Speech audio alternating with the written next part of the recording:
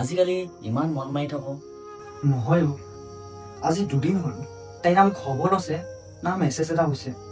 বুজি পাইছোঁ তাই কিবা কামত ব্যস্ত হ'ব পাৰে, কিন্তু খবৰ এটাতো ল'ব পাৰে ন। কিয় এনেকুৱা কৰিছে মই ধৰিব পৰা নাই অ'। বুজি পাইছো তোৰ কষ্টটো।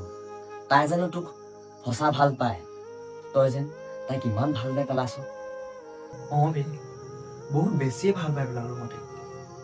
নেজানো পিছলৈ কি হ'ব, কিন্তু মোক বিশ্বাস আছে তাই যে মোক বহুত বেছি ভাল পায়।